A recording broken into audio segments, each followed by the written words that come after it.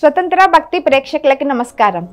నారాయణం నమస్కృత్యం నరం చైవ నరోత్తమం దేవీం సరస్వతీం వ్యాసం తతో జయముధీరయేత్. అలా అంటే నా మనసు నా అధీనంలో లేదు. ఆమె అందానికి నేను మోహితున్నయ్యాను. ఆమెనే చూడాలనిపించడం, ఆమెని చేరాలనిపించడం, ఆమెతో ఉండాలనిపించడం, మరి ఇవన్నీ నా మనసులో వచ్చినటువంటి కోరికలు, ఆలోచనలే కదా.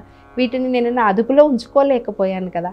నా అదుపులో ఉంచుకోలేకే ఆమెకి దగ్గరయ్యాను కదా. నేను చాలా తప్పు చేశాను. నేను ఇక నుంచి ఈ మోహాన్ని కూడా వదిలేసి మోహాన్ని జయించడం కోసమైనా నేను తపస్సు చేయాలని ఆయన కూడా తపస్సుకి వెళ్ళిపోయాడు. అక్కడే వదిలేసి పాపం ఆ పుట్టినటువంటి పసికందని అక్కడ వదిలేసి వెళ్ళిపోయారు. చూడండి, ఈ నా మోహానికి లోనవ్వటం వల్ల జరిగినటువంటి అనర్థం, ఒక స్త్రీమూర్తి ఒక పసి కూనకి తల్లిదండ్రులు అనేవాళ్ళు లేకుండా అయిపోయారు. సో అక్కడ తప్పు విశ్వామిత్రుడు ఒక్కడదేనా అంటే, ఆయనను పరీక్షించడానికి వచ్చింది మేనక, కానీ ఆమె కూడా మరి విశ్వామిత్రుడి యొక్క అందానికి కానీ ఆయనలే ఉన్నటువంటి తపస్సుకు కానీ ఇంకా ఆమెకి ఏమి నచ్చినాయో ఆమె కూడా కొంత మరి విశ్వామిత్రుడు దానికి ఇదైంది కదా. కొన్నాళ్ళు ఉండి ఆయనను పరీక్ష చేసి వెళ్ళిపోవచ్చు, కానీ ఈమె కూడా మరి ఆయన మోహానికి లోనైపోయింది. ఇక్కడ ఇద్దరు మోహ పడడం వల్ల ఒక శిశువు జన్మించింది, కానీ ఆ శిశువు అనాథ అయిపోయింది. సో మనం భవిష్యత్తులో చేసేటువంటి పనులు, మన స్త్రీ పురుషులు యవ్వనంలో ఉన్నటువంటి బాలబాలికలు చేసేటువంటి పనులు ఎలా ఉండాలి, దాని ఫలితం ఎలా ఉంటుంది అనే దానికి ఉదాహరణ శకుంతల జననం. చూసిన ప్రతిదానికే ఆకర్షితులం అవ్వకూడదు. సృష్టిలో చాలా అందాలు ఉంటాయి, అందులో స్త్రీ కూడా ఒకటి. చూసిన దానికి యవ్వనంలో ఉన్నప్పుడు ఆ చూసిన ఆకర్షణకి లోనవ్వద్దని ముందుగా విశ్వామిత్ర మహర్షి ఒక రకంగా మనకి విశ్వామిత్రుడు మేనక హెచ్చరించారు. ఈ అమ్మాయిని ఆ నదీ తీరంలో వదిలేసి వెళ్ళిపోయారు. అప్పుడు ఆ సమయంలో శాకుంతలం అనేటువంటి పక్షులు వాటి రెక్కలతో ఆ పసిపిల్లని రక్షిస్తూ, ఏ జంతువు, ఏ క్రూర మృగాలు, ఏ నక్కో ఇంకో తోడేలో ఇంకోటి ఈ పసిపిల్లని తినకుండా ఉండడానికని, ఆ అమ్మాయికి ఏమి హాని చేయకుండా ఉండటానికి ఆ శాకుంతలం పక్షులు తన రెక్కలతో అమ్మాయిని కాపాడుకుంటూ వచ్చినాయి. అదే సమయంలో ఈ కణ్వ మహర్షి ఆ పక్కకి రావటం, ఆ పసికూనను చూడటం, ఆ పక్షులు ఆ పిల్లల్ని అంత ప్రేమగా ఆదరించడం, మనుషులే కాదండి పశుపక్షాదులకు కూడా ఎంత ప్రేమ ఆదరణ ఉందో చూడండి. ఇద్దరూ మాకు సంబంధం లేదని వదిలేసి వెళ్ళిపోతే జనసంచారం లేనటువంటి ఆ ప్రాంతంలో పక్షులు ఆ పిల్లని రక్షించినాయి. ఎంతటి పక్షులలో కూడా ఎంత ప్రేమ గుణం ఉందో మనం చక్కగా తెలుసుకోవచ్చు. ఆ అమ్మాయిని తీసుకుని ఈ శాకుంతలం పక్షుల ద్వారా రక్షించబడింది కాబట్టి ఆ పిల్లకి శాకుంతల అని పేరు పెట్టారు. ఆ శకుంతలని నేనే అని చెప్పింది దుష్యంతుడికి. ఆయన మొత్తం కథంతా విని, నిన్ను చూడగానే నా మనసు నీకు ఆకర్షితమైంది, నా మనసులో నీ మీద తెలియని ప్రేమ కలిగింది. నిన్ను చూసిన వెంటనే నాకు అప్పుడే అనిపించింది, నేను ధర్మంగా పాలన చేసేటువంటి వాడిని, ఈ ఒక బ్రాహ్మణ కన్యకి నా మనసు ఆకర్షితం అవ్వదు, నేను ధర్మబద్ధుడినే కదా, ధర్మంగానే ఉన్నాను కదా అని నన్ను నేను ప్రశ్న చేసుకున్నాను. ఎందుకంటే నేను క్షత్రియుని అయినప్పుడు క్షత్రియ స్త్రీనే నా మనసు కూడా కోరుకుంటుంది, వేరే అందులోనూ పవిత్రమైనటువంటి ఈ బ్రాహ్మణ స్త్రీని నా మనసు కోరుకోదు, అటువంటి తప్పు పని నా మనసు చెయ్యదు అని నన్ను నేను ఇందాకటి నుంచి ప్రశ్నించుకుంటూ ఉన్నాను.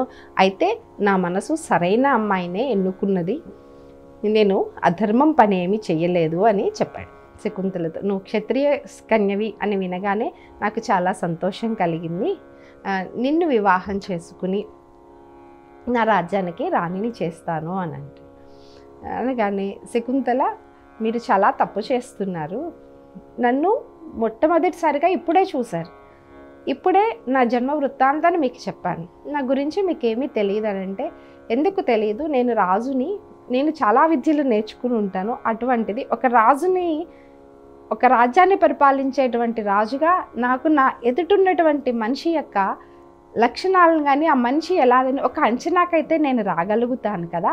అలా అంచనాకు వచ్చి ముందు నీ అందాన్ని చూశాను, అలాగే నువ్వు మాట్లాడేటువంటి పద్ధతిని చూశాను, నీ శీలాన్ని చూశాను, ఇవన్నిటినీ చూసి మనిషికి కావాల్సినటువంటి ఆ మూడు నాకు కనిపించినాయి. అవి మూడులో నీలో చాలా మంచిగా చక్కగా ఉన్నాయి, ఏదైనా ఒక మనిషి వివాహం చేసుకోవడానికి అవసరమైనటువంటి అన్నీ నీలో ఉన్నాయి కదా, నిన్ను నా భార్యగా చేసుకోవటం తప్పేం కాదు కదా అని ఆయన ఉద్దేశాన్ని ఆయన చెప్పాడు. ఆ మాట వినగానే శకుంతల చెప్తుంది, నేను స్త్రీమూర్తిని, అలాగే యవ్వనంలో ఉన్నటువంటి కన్యని. ఈ సహజంగా స్త్రీ యవ్వనంలో ఉన్నప్పుడు తండ్రి యొక్క రక్షణలో, వివాహం చేసుకున్నాక భర్త రక్షణలో, ఆ తర్వాత కుమారుడి రక్షణలో ఉండడం అనేది జరిగేటువంటి విషయం. నేను ఇప్పుడు నా తండ్రి గారి రక్షణలో ఉన్నాను, అందులోనూ వివాహం అవ్వలేదు. ఒక అమ్మాయికి వివాహం చేయాలి అంటే ఆ పని తండ్రే చేయాలి. ఏ స్త్రీ కూడా తనంతట తనగా భర్తని ఎంచుకోకూడదు. ఎందుకుని అంటే ఒక అమ్మాయి వెళ్ళేటువంటి ఇల్లు తన పెరిగినటువంటి వాతావరణానికి దగ్గరగాను ఉండాలి. అంతేకాదు మా తండ్రి గారైతే మాకు తెలియని ఎన్నో విషయాలను ఆయన తెలుసుకుంటారు. ఒక అమ్మాయికి వివాహం చేయాలన్నప్పుడు తనని ఏ ఇంటికి పంపించాలి, ఎంతో ప్రేమగా పెంచుకున్నటువంటి కుమార్తెను వివాహం చేసేటప్పుడు తండ్రి చాలా ఆలోచిస్తాడు. ఇంత ప్రేమగా నేను పెంచుకున్న అమ్మాయిని అంతే ప్రేమగా చూసేటువంటి ఇంటికి పంపించాలి అనుకుంటాడు నా తండ్రి. నా కుమార్తెను ప్రేమగా చూసేటువంటి కుటుంబం ఎక్కడో ఎలా ఉంది అనేది వెతుకుతారు. కేవలం భర్త ఒక్కడే ప్రేమగా చూస్తే సరిపోదు, కుటుంబంలో ఉన్నటువంటి వాళ్ళందరూ ప్రేమగా చూడాలని తండ్రి కోరుకుంటాడు. అలాగే తన కుమార్తె కూడా ఆ కుటుంబంలో అందరితో కలిసిపోయి అందరినీ ప్రేమగా చూడాలి, రెండు వైపుల నుంచి ఉండాలని తండ్రి కోరుకుంటూ అలాంటి కుటుంబం కోసం వెతుకుతాడు. నా తండ్రి కూడా అలాగే చేస్తాడు. అలాగే నేను వెళ్ళేటువంటి ఇంటి వాతావరణం నాకు అనుకూలంగా ఉందా లేదా అని నా తండ్రి చూస్తాడు. నా భర్త నన్ను చక్కగా పోషించగలడా లేడా, ఆయన అష్టైశ్వర్యాలు ఇవ్వాలని, అష్టైశ్వర్యాల్లో తులుతూగాలని ఏ తండ్రి కోరుకోడు. ఆ కోరిక ఉండడం సహజం, కానీ దానికన్నా ముందు నా కుమార్తెను పోషించగలడా లేదా అనేది చూస్తాడు. భర్త అంటే భరించేవాడు కదా, అంత భరించగలడా లేదా అనేది తండ్రి ఆలోచిస్తాడు. ఇంకా తన వంశం గురించి ఆలోచిస్తాడు, వంశంలో ఉన్నటువంటి వాళ్ళ ఆరోగ్య పరిస్థితుల గురించి ఆలోచిస్తాడు. ఇన్ని ఆలోచించి ఒక అమ్మాయికి వివాహం చేస్తాడు తండ్రి. అలాంటిది నేను నా తండ్రిని కాదని, నాకు ఏమీ తెలియనటువంటి, ఇప్పుడే వచ్చి మీరు పరిచయమై నేను ఇలా ఇల్లులని కుమారుణ్ణి అని చెప్పగానే నేను మిమ్మల్ని, మీకు నా మీద ఇష్టం కలిగిందని నేను మిమ్మల్ని ఎలా వివాహం చేసుకుంటాను? ఏ అమ్మాయి కూడా తండ్రి అనుమతి లేకుండా, తండ్రి చూడకుండా, తండ్రికి అంగీకారం లేనటువంటి వ్యక్తిని వివాహం చేసుకోకూడదు, అది ఆ అమ్మాయికి కూడా మంచిది కాదు అని చక్కగా దుష్యంతుడికి అన్నీ చెప్తుంది. అయినా కూడా దుష్యంతుడు, నువ్వు నాకు బాగా నచ్చావు, నేను నిన్ను మర్చిపోలేకపోతున్నాను అని అంటే మళ్ళా ఆమె హెచ్చరిస్తుంది, రాజా నీవు మహారాజువి, ధర్మాత్ముడిని అంటున్నావు. ఈ సృష్టిలో, ఈ ప్రపంచంలో రాజు అగ్ని తన తేజస్సుతోనూ, సూర్యుడు తన ప్రభావవంతమైన కిరణాలతోనూ, రాజు దండమనే శాసనంతోనూ, విప్రుడు తన వచ్చేటువంటి కోపముతో, ఆ కోపం వచ్చినప్పుడు ఆయన అనేటువంటి మాటలతో ఎదుటి వ్యక్తిని శిక్షిస్తాడు.